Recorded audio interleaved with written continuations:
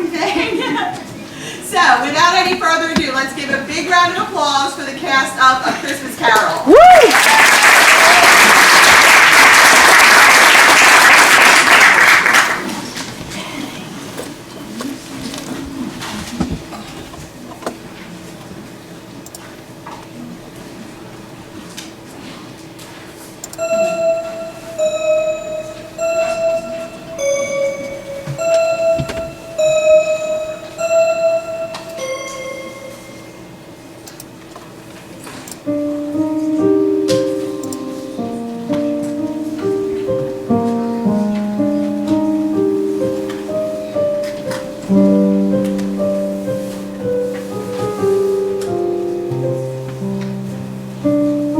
Marley was dead, to begin with. There is no doubt whatever about that.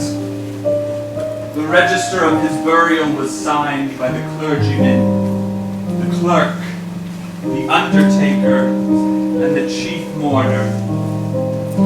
Scrooge signed it. And Scrooge's name was good upon change for anything he chose to put his hand to. Old Marley was as dead as a doornail. Scrooge was his only friend, and the only mourner at his funeral. Above the old counting house was a weathered sign that read, Scrooge and Marley. But Scrooge never painted out old Marley's name. Some people called him Scrooge, but some people called him Marley.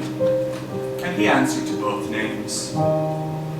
And 7 years passed.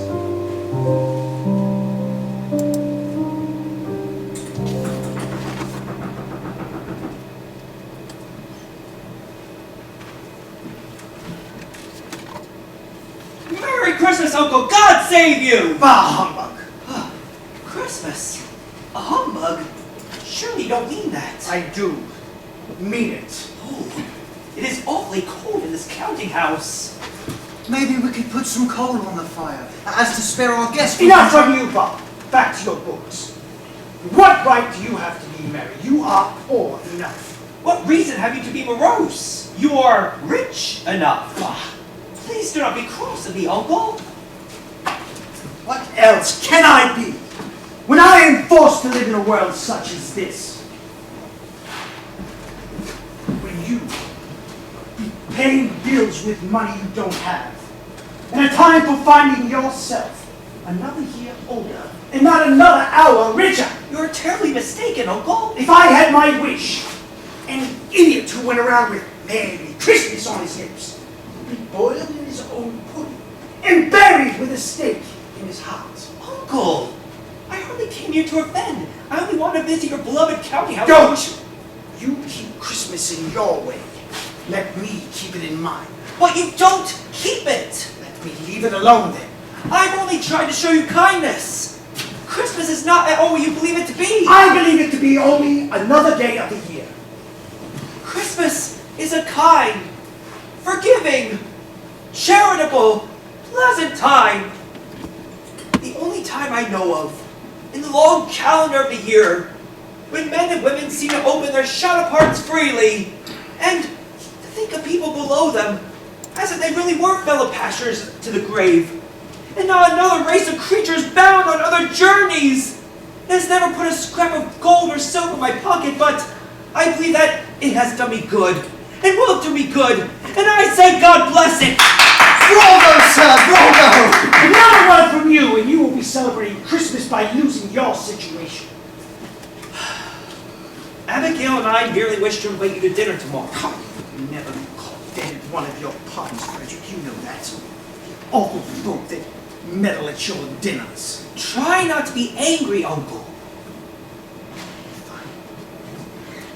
Good afternoon, Fredrick. Merry Christmas, Uncle. Bah.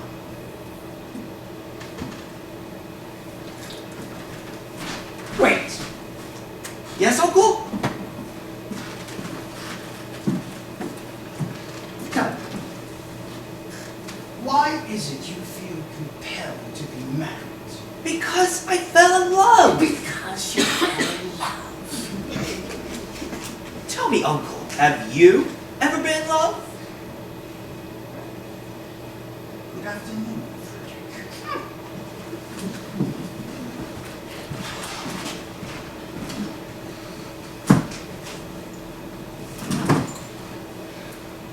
Mr. Scrooge? What is it?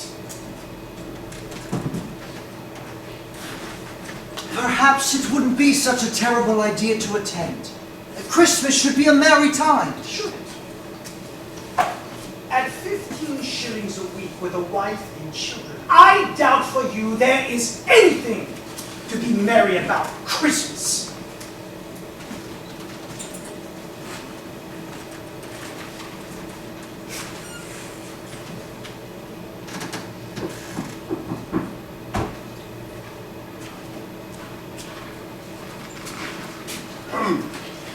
Have we the pleasure of addressing Mr. Scrooge or Mr. Marley? Mr. Marley is dead. Died 7 years ago this very night. Our sincerest apologies, Mr. Scrooge. We have no doubt his liberality is well represented in his surviving partner. Liberality. Gentlemen, kindly state your business and be on your way. There is much work to be done. Our credentials, sir. We represent the larger London Amalgamated Association for the Poor.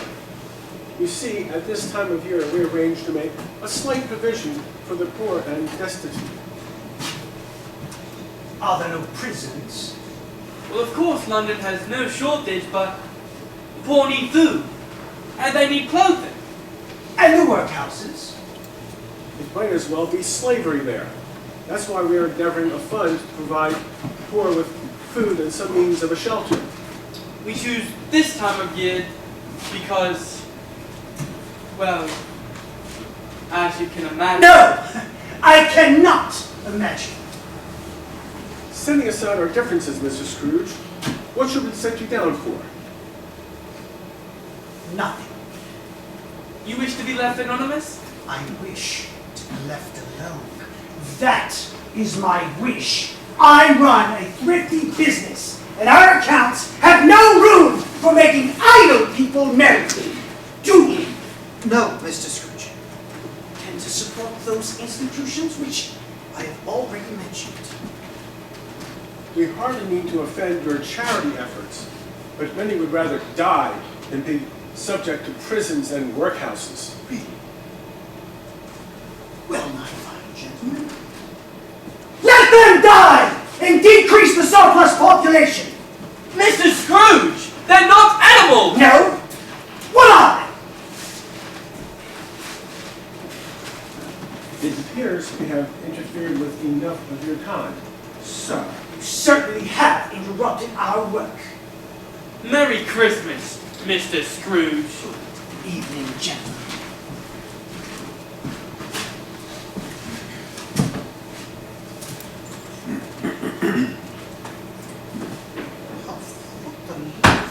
Gosh, another interruption.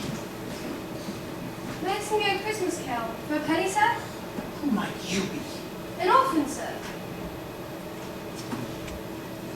Sing. On a rusty night, we've done something like nothing you dismay.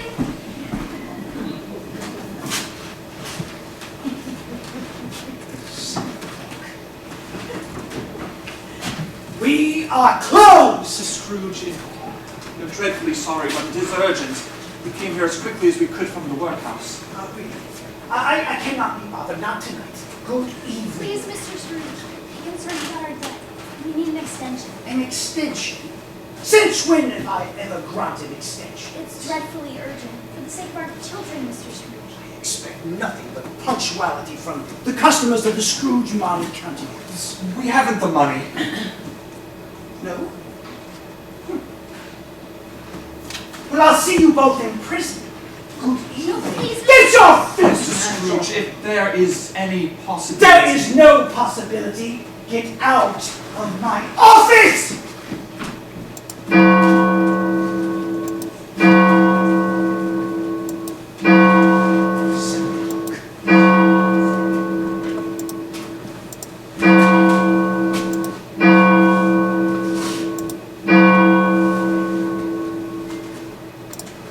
my intrusion, sir, but I do not see your hat. I never wear a hat, Cratchit. You ought to know that.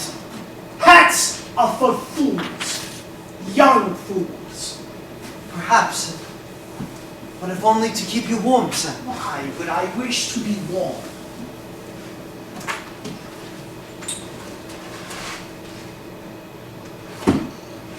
Suppose you will want the whole day off tomorrow. Only if it's quite convenient, sir. When is it ever convenient? You know as well as I do, it is never convenient to ask me for a full day's pay for no day's work. It is only once a year, sir. Pathetic excuse for picking my pockets every 25th of December. My apologies. Forget I ever mentioned it. Fine, Papa. You might as well take it. Thank you, sir. Just be here all the early on December the 26th.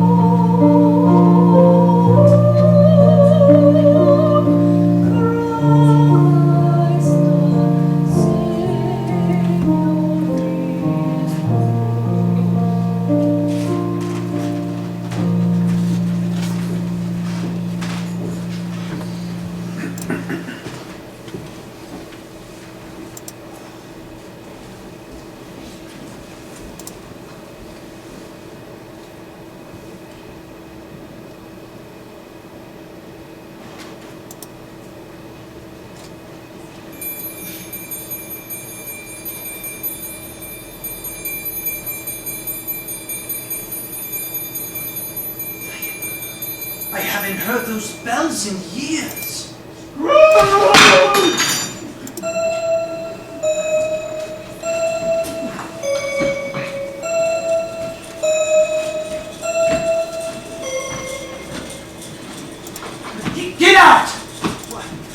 What is it you want from me?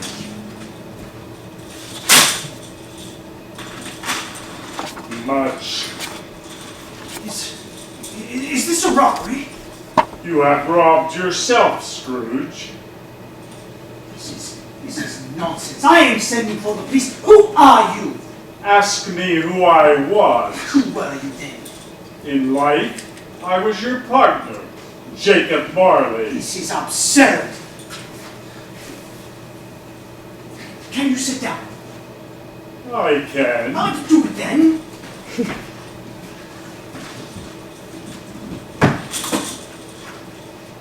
You don't believe in me. No. No, I don't. What evidence of my existence beyond that of your senses? Why do you speak of sense? Why do you doubt your senses? Because they affect every little thing. You are nothing more than a disorder of the stomach, an undigested piece of beef, a blot of mustard, a crumb of cheese, a fragment of uncooked potato. You are more gravy than you are of the grave, whatever you are.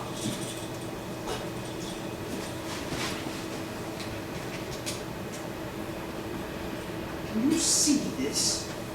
I do. You're not even looking at it. But I see it notwithstanding. I am going to swallow this. I will, for the rest of my days, be persecuted by a legion of goblins, all of my own doing. Humbug, I say. Humbug! Scrooge! Mercy, dreadful spirit, mercy. Why? Why do you come to haunt me? Man of the worldly mind, do you believe in me or not? I do. I must. Why do spirits roam the earth? Why do they come to me tonight? It is required of every man that the spirit within him should walk abroad among his fellow men and travel far and wide. And if that spirit goes not forth in life, it is condemned to do so after death. It is doomed to wander through the world and witness what it cannot share, but might have shared on earth, and turn to happiness. Oh! You are Fezziwig, Jacob. Tell me why. Foolish man, are you blind? I wear the chains I forged in life. I made them link by link and yard by yard. I girded them on of my own free will, and of my own free will I wore them. Is its pattern strange to you? Or do you know the weight and length of the solid core you bear yourself? It was as full and as heavy and as long as this 7 Christmas Eves ago, and you have labored on it since. It is a ponderous chain! Speak comfortably, Jacob. I have none to give. I cannot rest, or stay, or linger anymore. My spirit never walked beyond our counting house. In life, my spirit never roamed beyond the narrow limits of our money-changing hole. And weary journeys lie before me. You are always a good man of business. Business? Mankind was my business. The common welfare was my business.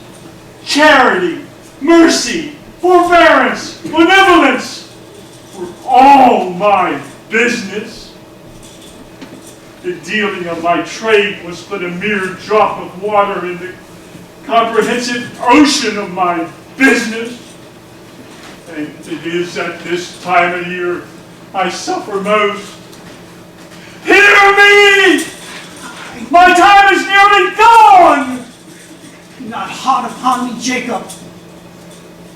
How I appear before you in a shape that you can see, I cannot say. But I have sat, invisible, next to you, many and many a night. Why'd you come to me tonight? I come to you tonight to warn you that you have yet a chance and hope of escaping my fate. You're always good friends with Jim. You will be haunted by 3 spirits tonight. Is this the chance and hope you speak of? It is. And I'd rather not. Without their visit, you cannot hope to shun the path I tread. Expect the first when the bell tolls 1. Well, couldn't I take them all at once? Expect the second when the bell tolls 2. The The third spirit will find you when the beauty of your realization meets the beauty of darkness. What kind of haunting will it be? The hour grows near. Look to see me no more.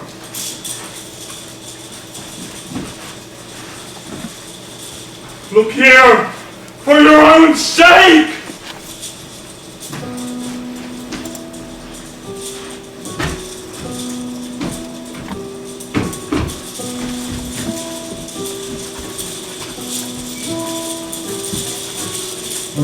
Remember what has passed between us!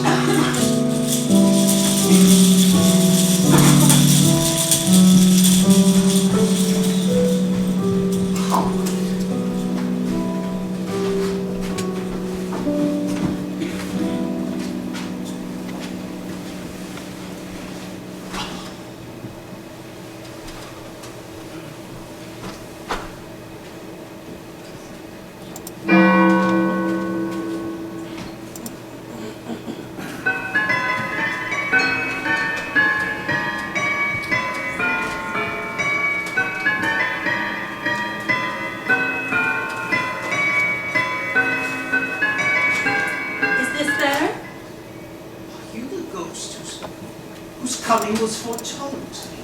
I am. Who and what are you? I am the ghost of Christmas past. Long past. No, your past. What business do you have in visiting? Your welfare. Unbothered night of sleep would be more conducive for my welfare. Your reclamation, then. Take heed. Rise, Ebenezer, and follow me.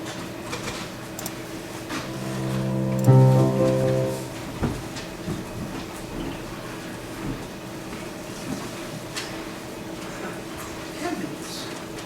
I was bred here. I was born in this place. You know this place? I know it. I can walk it blindfolded. Strange to have forgotten it for all these years. But this school was never deserted before. It was never empty. The schoolroom is not deserted. Can he see me? These are but shadows of the past, of things that have been. They have no consciousness of us. I know this boy. He's reading about Ali Baba and the gates of Damascus. The Sultan's groom, Genie, and the princess in the high tower. He's reading, yes. He's reading, while Valentine's order, friends he could have had, are out playing. Ebenezer! Ebenezer, come play with us! Come play climbing and come with us out in the snow! We can have a snowball fight, or build a fort! He's not coming. You're wasting your time, Ebenezer. Come play! I cannot. Why not? If I do not finish my schoolwork, the teachers will give me poor grades. He's only one assignment, Ebenezer. It won't hurt him if it's just this Christmas. But if I fall behind in my schoolwork, my father will refuse semi-allowance. But it's Christmas. That's rather pathetic excuse to make my father's pocket. He's not coming. Let's go.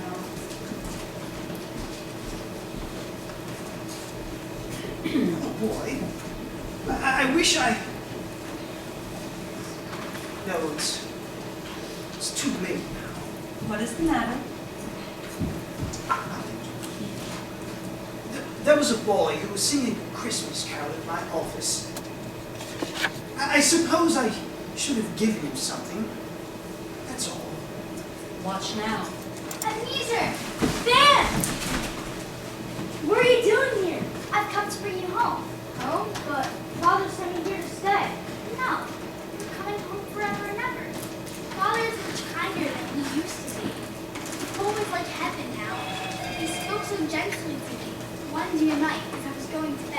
I was not afraid to ask him once he met me. She's more delicate than I remember. But she had a large heart. She died a young woman and had children, I think. And he said, yes, you should. He sent me in a coach to bring me. One child. Father wants me to return home today for Christmas? Your nephew? Yes, Ebenezer. We get together all the Christmases long and have the merriest time in the world. My nephew, Fred. Thank you, Fan. You're rescuing me from this boarding school. Let us go and pack your things. Tell me more about her. What is there to tell? She had a boy and it killed her. Ah. But was it the boy that killed her?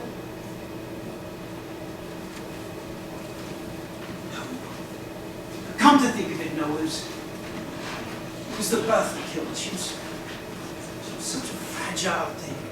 You call your liberator fragile? I suppose we are all fragile during Christmas. Not her. Never her. I suppose not.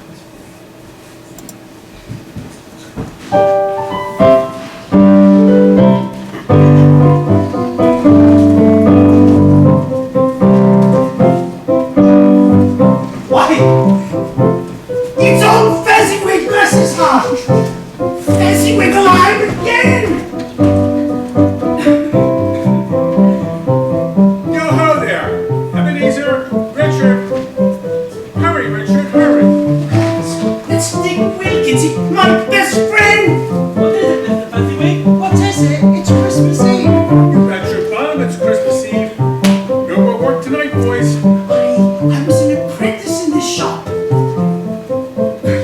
Let's have the shutters up, clear out, and clean up. Let this celebration begin before you can say another word.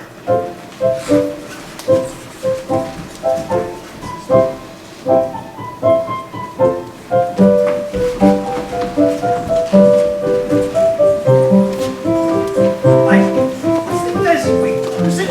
And the boys whose hearts they were breaking. And Mr. Strunk, what a wonderful man. Ebenezer, how wonderful it is to see you so beautiful on Christmas Eve. Oh, how I long to see you, Ebenezer. Shall we join the dance? No, wait, come here. What is it? Spirit, I have never forgotten these things. Why not remind me of things I've forgotten? Because there's more you've forgotten than the things you remember and the things that have left you. We've loved each other for some time now, and I need to ask you. Yes. But I know I haven't much money, He is a foolish boy. but soon I will have a small fortune when I become Mr. Fezziwig's partner. And I've been thinking, why should we wait? Will you marry me, Belle? Oh, of course, Ebenezer. I wish we never are. I love you so. What a magical night, Christmas. Most magical night of the year. I think now is my favorite. Let's join the dance. Oh, I just want to stay here with you. Let's join the party.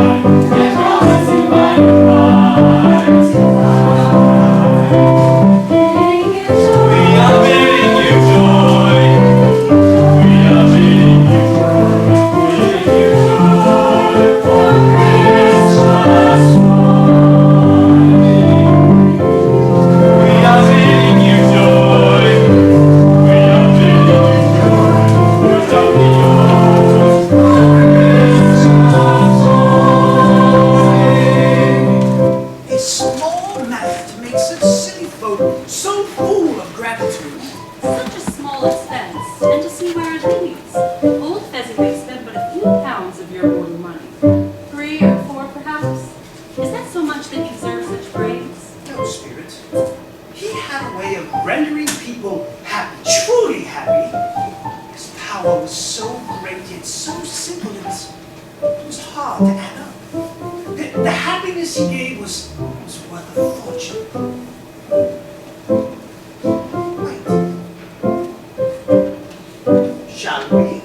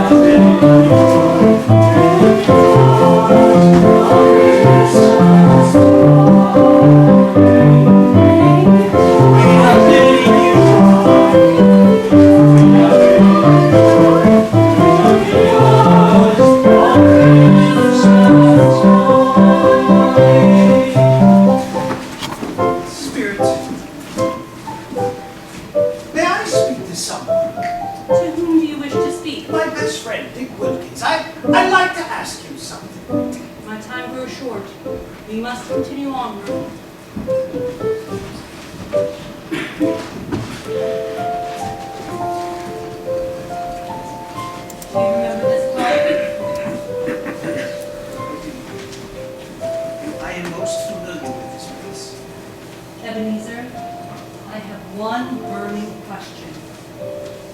Why do you refuse to wear a hat? It's a confusing story. I was in this park, terribly lost and angry, and I threw my hat to the ground.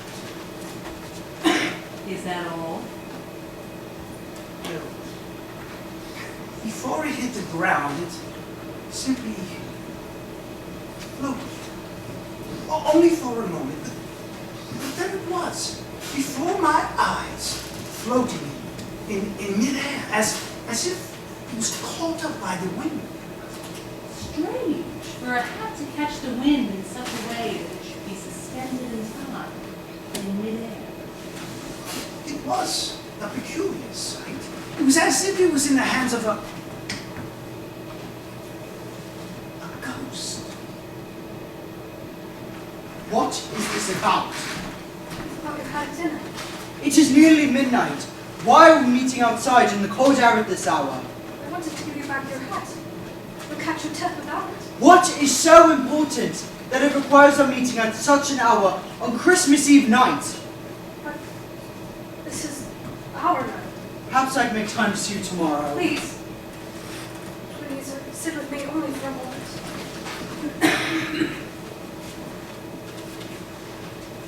It has been 1 year since you asked for my hand in marriage. And 1 year since you were an apprentice with Mr. Fezziwig, now his partner. I know. I haven't forgotten any of this. It has been 1 year since we had nothing. Not a farthing in our accounts. It has been 1 year since we were much happier. Happier? What do you mean happier? You cannot be the only one of us who feels this way, Ebenezer. You must know what I'm talking about. You are talking nonsense. Perhaps it was your dinner. An undigested bit of beef, a blot of mustard, a crumb of cheese. Perhaps you should go home. Perhaps you should listen to me. I don't know what you were going on I about. know exactly what I'm talking about. No, please. Are you worried you are not ready for marriage? I am more worried that you are not ready for marriage. Ebenezer, you have replaced me. Spirit, I have seen enough. Replace you? I've done no such thing. Look on. With an idol. What A idol? golden one. Your love for money has... I strive every single day to ensure we'll be well off once we are married. How selfish of you to suggest... You work for yourself. For the past year, I've watched your nobler aspirations fall off one by one until your obsessions engrossed you.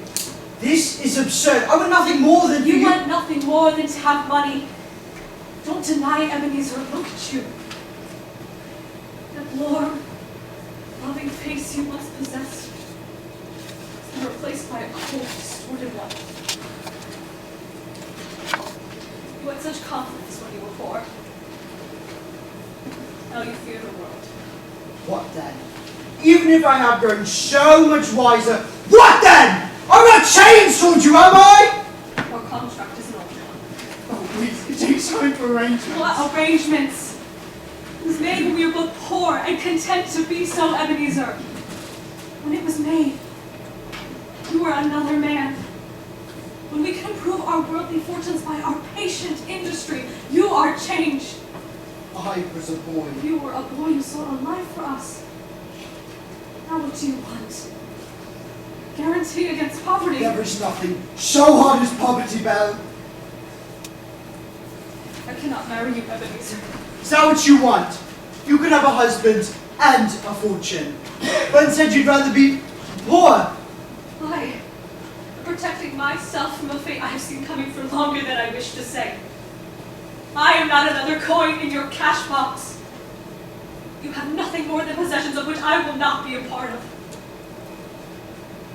I'd rather be poor with a loving husband than poor with money. She was right.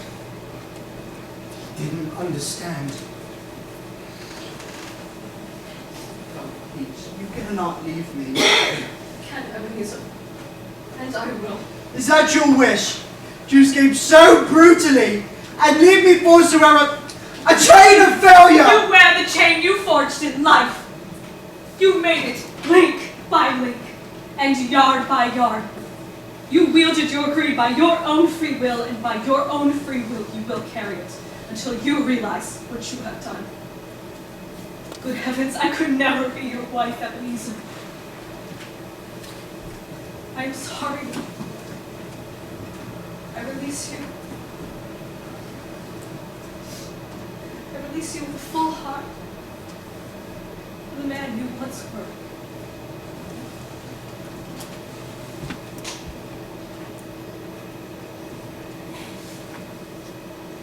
If you could go back,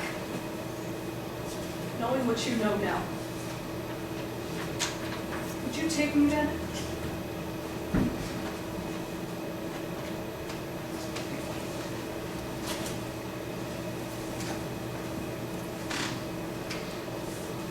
May you be happy in the life you've chosen.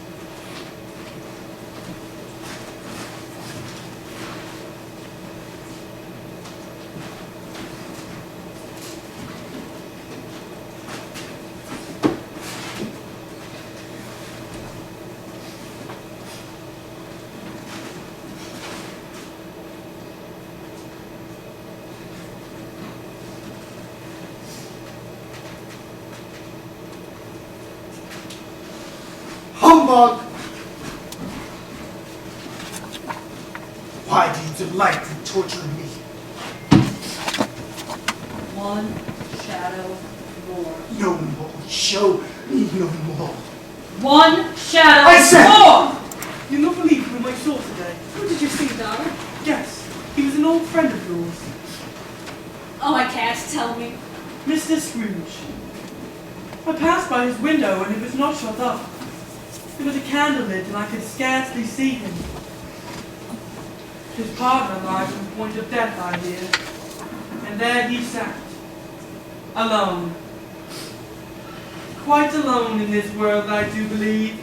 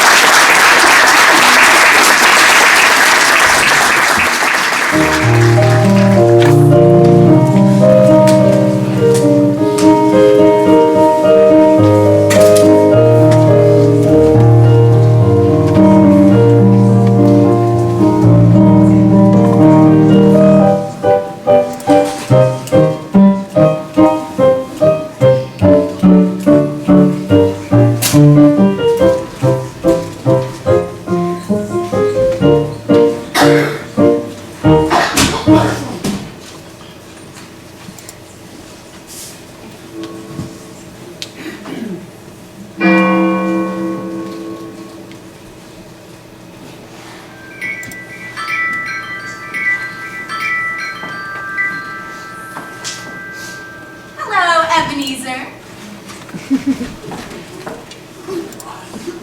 I am the ghost of Christmas present. Your present. I'm your Christmas present. I'm joking. The ghost of tomorrow's holiday. I am. You have never seen the likes of me before? Never. I tend to. My little boy, Are you willing to go with me? all depends what you mean by go with you. I mean, are you willing to go where I will take you? We have a long journey ahead and much to learn. I went forth last night on compulsion. I learned a lesson that is working on you now. If you ought to teach me, at least let me profit by it. Profit by it? What do you mean profit by it?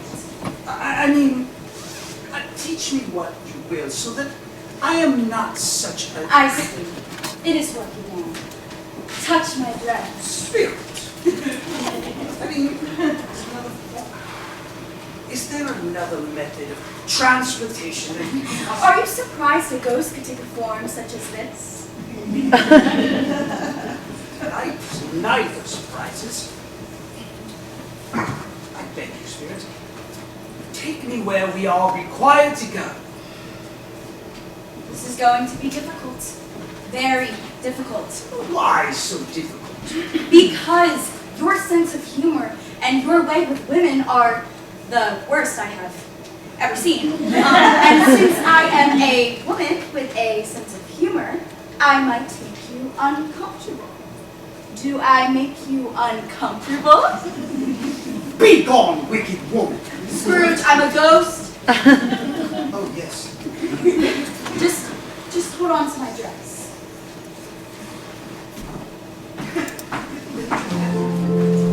In the bleak midwinter, frosty wind stood hard as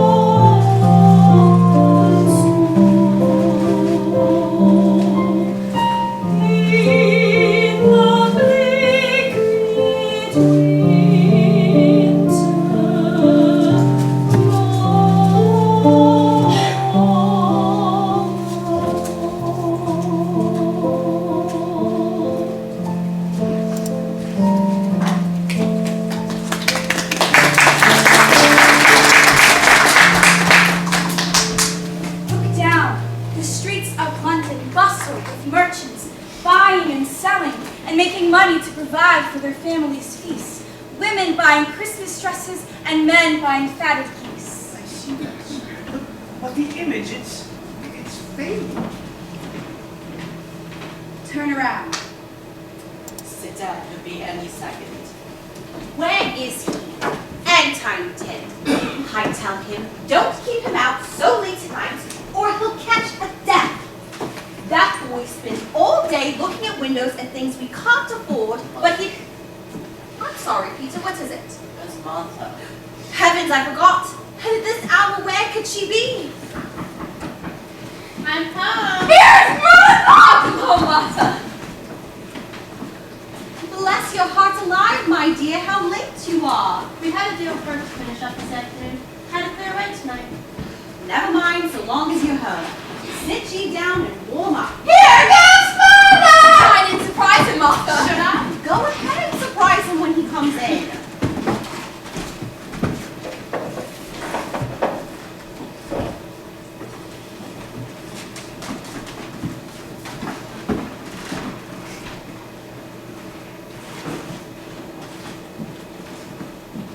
Good evening, my dears.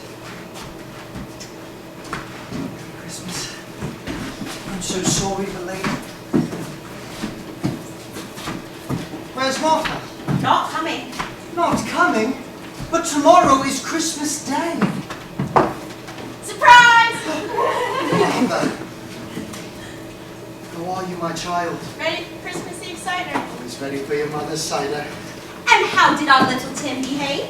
We went to church this evening. So that is where you were. And he was as good as gold and better. Somehow he gets so thoughtful sitting by himself so much. He comes up with the strangest things you've ever heard. Today, on our walk home, he told me that he hoped all the people saw him in church because he was a cripple. And it might be pleasant to them to remember upon Christmas Day who made lame beggars walk and blind men see. Did he? He's getting stronger by the day, Marty. Aren't you? Yes, Father. Well, I ought to go get the cider ready. Spirit, they seem happy. They know nothing else. Mustn't be easy at 15 shillings a week. No. And what of the crippled boy? Tiny Tim. Well, didn't you know? I had no idea. Here it is. It's not much, but it's enough for Christmas Eve.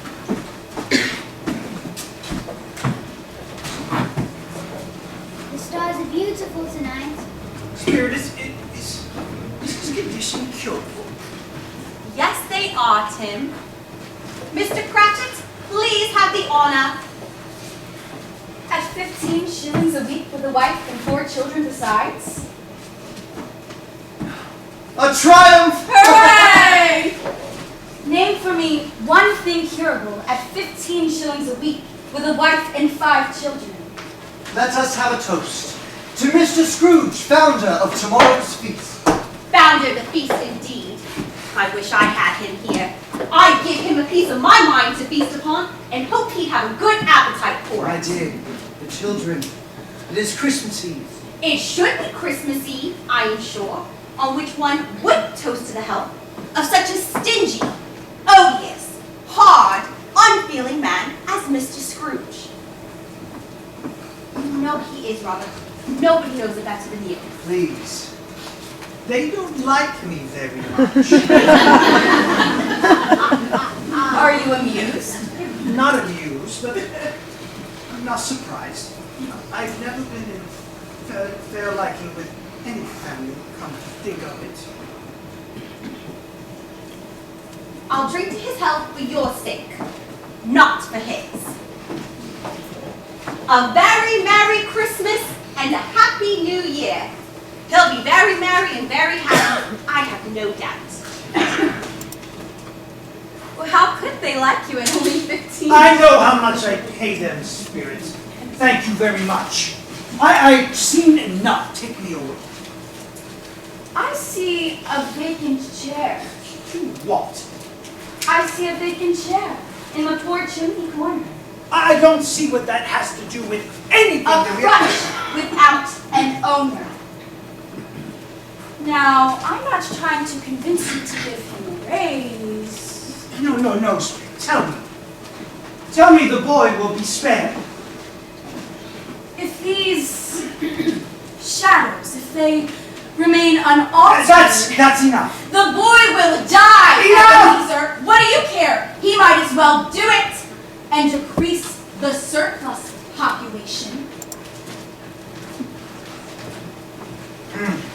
Merry Christmas to us all, my dears. God bless us, everyone.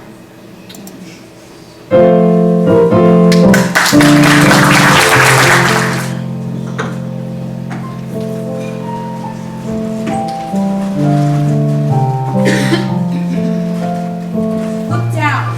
You know who they are? No, I don't. Peasants, perhaps. They are men, working men. They work throughout the year, in the rain, in the heat, even in the snow. You know what they do? They're picking away at something. They're picking away at coal. They are miners. They make little to nothing and have families and put the coal on your fire. I see that. So, before you decide to skimp that extra coal on the fire when family arrives, look here. I should have another. And he called Christmas a humbug! Have you ever heard of such a thing? Isn't he very rich, Fred? Oh, I do think so. Very rich. Oh, he is. And you know, I'll be rich someday. I think you've had enough, Mr. Topper. Oh, would you stop playing that dreadful... Do go on, Fred. As for you, you never finished what you're going to say, and I think you're as ridiculous as Mr. Scrooge. Humbug. I doubt you even know what good all that money of his. It's of no use to him. His offenses carry their own punishment, and I have nothing to say against him. But the consequence was taking a dislike to us, and not making merry with us is, as I think, why he loses such pleasant moments, which could do no harm. I'm sure he loses pleasanter companions than he can find his own thoughts, either in his moldy office or his dusty chambers. I don't know what the matter is with him, what his problem is, though. If he were here, I wouldn't be. They don't like me very much either, do they?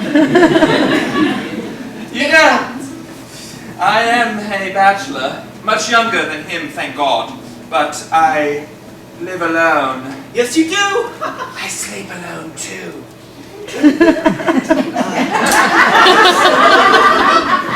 I stopped by his office today to welcome him to dinner. Why would you do a thing like that? I couldn't hate him if I tried!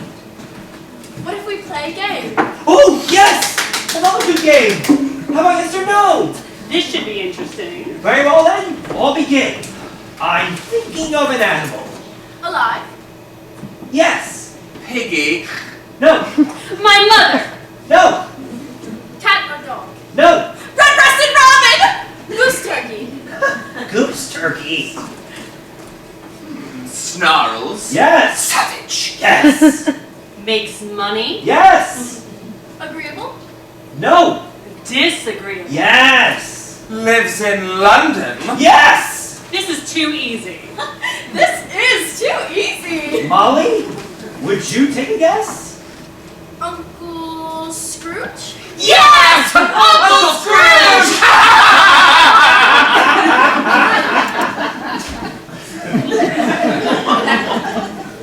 Who are they looking at? You silly. I thought they couldn't see us. I thought we were but shadows. I thought they had no consciousness of us. Maybe not with their eyes, but they can see you and they can see through you. You see, Ebenezer, the soul and the ghost are not far different from one another. Make them stop looking at me. They are both real, Ebenezer. They are both among us and both inside of us. Let us take our port then. To whom should we toast? Uncle Scrooge. Molly, enough. I never understood why he disliked me. I don't dislike you. Molly, let us drink to him, in hopes that the rest of his customers will feel a bit of joy this Christmas, despite his manner. To Uncle Scrooge then. To Uncle Scrooge!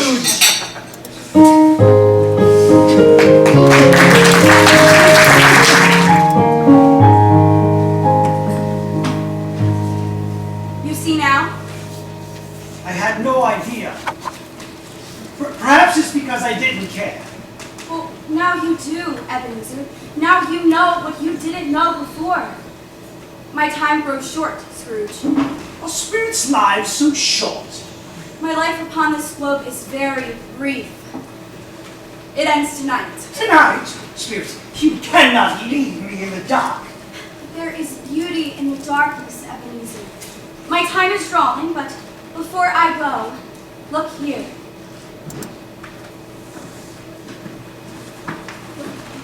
My God, Spirit. Are they yours? No, they are man's. But tonight, they cling to me. The boy is ignorance, and the girl is want. Beware them both, but beware the boy more. For it is within his face I see your doom. But this is absurd. Have they no refuge? Are there no prisons? Are there no workhouses? Are there no prisons? Are there no workhouses? Are there no prisons? Are there no workhouses?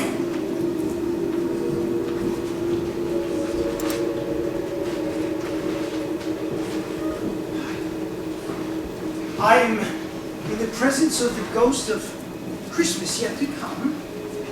You are about to show me things that have not happened, but may in time before us. Is that so? Well, I fear your spectre more than anything I have seen tonight. No, I don't know much about it either way. All I know is he's dead. When did he die? Last night, I believe. Why? What was the matter with them? I thought he'd never died. God knows. What has he done with his money? Haven't heard. Left it to his company, perhaps. All I know is he hasn't left it to me. Well, it's likely to be a very cheap funeral, but by my life, I don't know anyone who would go to it. Suppose we make up a party and volunteer to go. I wouldn't mind going, if a lunch is provided. If I go, I would need something to eat. I'm the most disinterested among you, for I never wear black gloves, and I never eat lunch. But I'll off to go if someone else will. For I'm not sure I wasn't his most particular friend, but we used to stop and talk every time we met. Let the charwoman come first.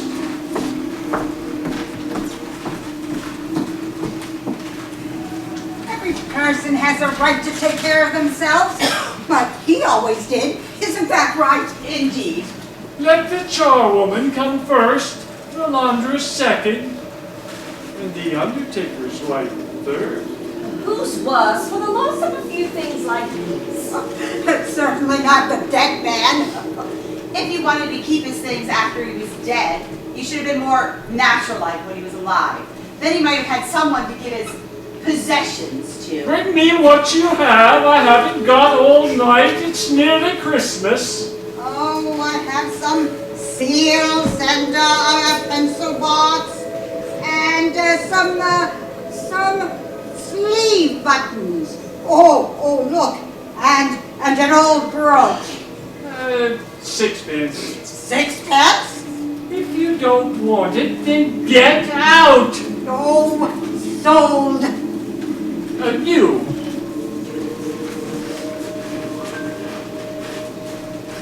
Bed sheets, some clothes, Addie.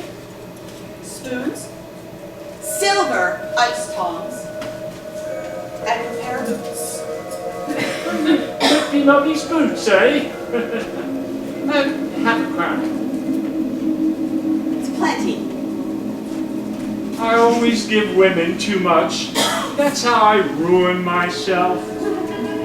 And how are you this evening? What does it matter? What are those? Bed curtains. Spirit, these are all my things. Everything they are giving him belongs to me. Or once belonged to me. You took them down by yourself, rings and all? And his blankets. He isn't likely to take cold without them. This calico shirt goes with it. It's a fine shirt, not a threadbare hole to be found. They put it on him to be buried in. Had it been left on him, it would have been wasted. I'll give you 3 shillings. That's plenty. Wait, I could give you more. No, thank you. That's enough. Spirit, this is a fearful place.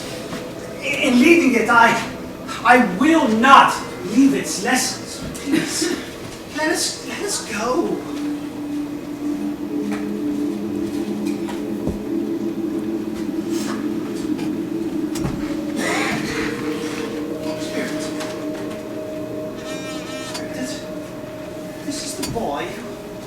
Who sang a Christmas carol to me last night?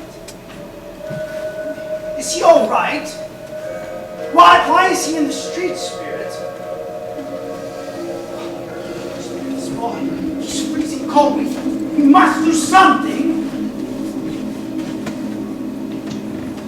There must be something we can do. What are we? We can't leave him here. We might as well be murderers, letting this poor child freeze in the gutter. Spirit, I don't save him. I will never hear him sing another Christmas carol. His end cannot be of my doing. Please, Spirit, please. Is anyone in this town who feels emotion caused by this man's death? Show him to me now.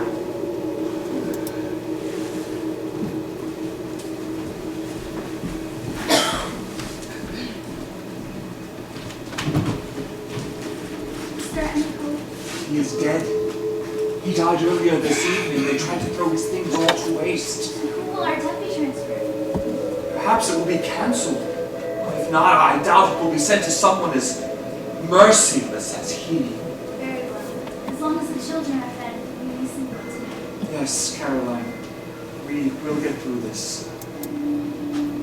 Spirit, there is a lesson in all of this, of which I will take with me forever, but none of these things have happened yet. Only if things stay the way they are.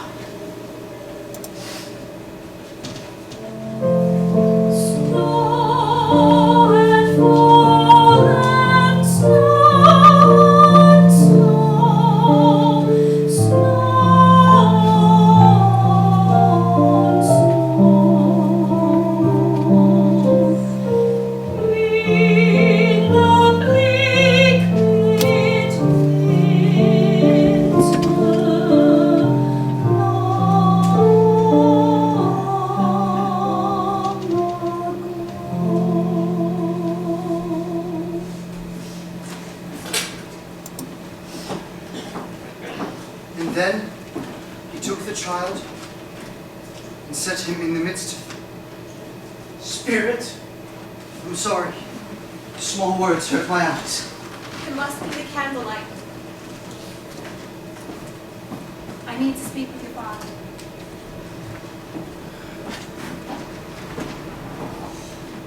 You went today, didn't you, Robert? I wish you could have gone. It would have done you good to see the snow falling on it. I promised him I'd go there every Sunday, my little child. Perhaps we should take up time. It would have done you good to see how green a place it is. No, it certainly did me good. I met a man today. I was out on my walk. His name is Fredrick. He knew me. I've seen him before. He's the most pleasant-spoken man I've ever met. He said, I am heartily sorry for your loss. For your wife's loss. For your family's loss. I'm sure he is a good soul. He said that if there's anything he can do to be of service to our family, he would. Why would he offer such charity? He's the nephew of Mr. Scrooge. And yet he is the nicest man I have ever met.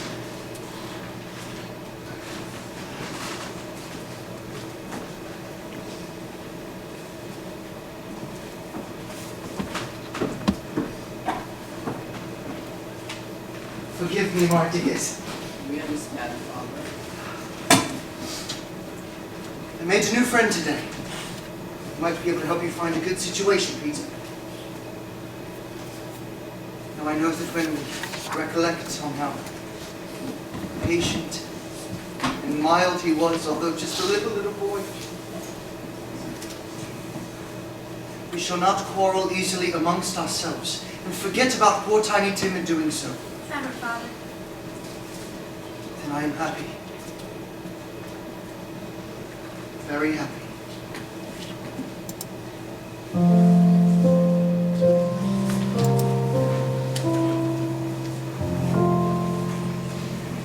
Spirit, before I draw near to this stone, answer me one question. Are these the shadows of things that will be, or are they the shadows of things that may be only? Answer me!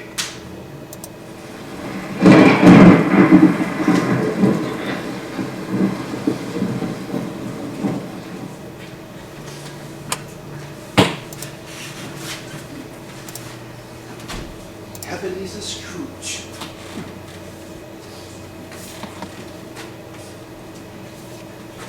And what of the boy? Tiny Tim, can he be saved?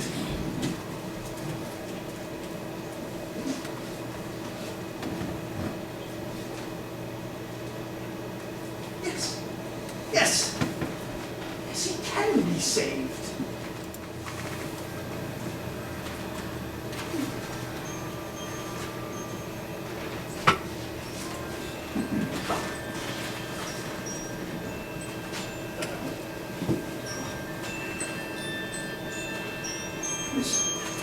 Christmas lights fell.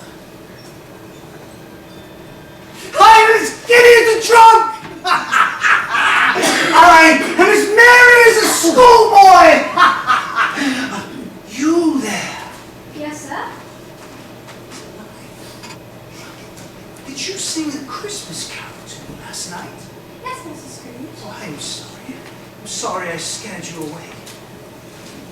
Could you do me a favor? Yes. What day is it? Well, today, it's Christmas Day. Christmas? I haven't missed it! The spirits, they did it all in one night! I suppose they can do whatever they wish! Do you know the poulterer's 2 doors down? I should hope so. Ha! What a remarkable boy! Have they sold the prize goose, the biggest one? The one as big as me? It's still there. Oh, good! Go and buy it. Bring them back here so that I may give them directions on where to take it. You bring the man back, and I'll give you a shilling. Bring him back in 5 minutes or less, I'll give you half a crown. Yes, sir. Merry Christmas! Merry Christmas to you, Mr. Scrooge!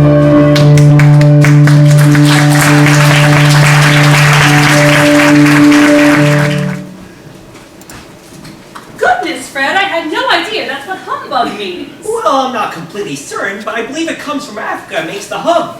Hum. Fascinating. Who could that be on Christmas Day? Could you see who it is, please? Certainly. Mr. Scrooge. Good morning, Marley. Is my nephew Fred in? Please, come in. Uncle? I've come to pay you a visit. I was expecting. Let me explain. I met with some friends last night who told me why it was important for me to be here. I'm sorry. I was a miser to you last night, and for that I apologize. This sort of thing can rub off on others. Christmas it's not a humbug. You have made me very happy. I'm so proud of you. Thank you, Uncle. Come, pack your things and let's begin our Christmas celebration.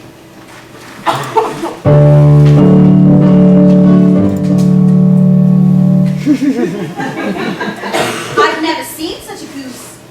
Who is it from? I haven't the slightest idea. Wasn't there a name to the car? None. Should we eat it? Perhaps it was a mistake it sent to us. You know, the tag says to Bob Cratchit, Tiny Tim, and the Cratchit family. Come in. Mr. Scrooge!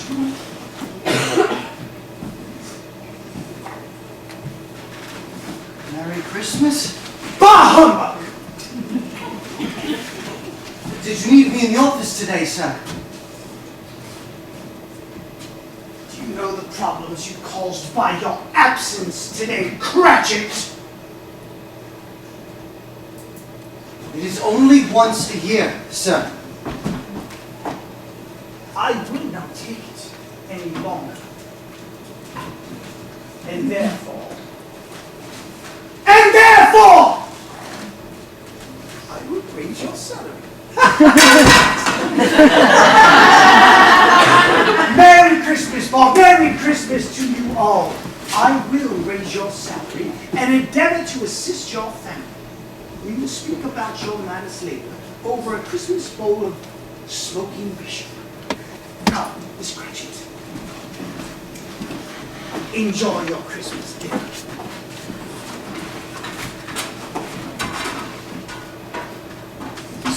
Scrooge was better than his word. He was never again visited by the spirits, but their lessons stayed with him all the year. It was said of Ebenezer Scrooge that no man could hold Christmas in his heart like he did. And as Tiny Tim observed, God bless us, everyone. God bless us, everyone.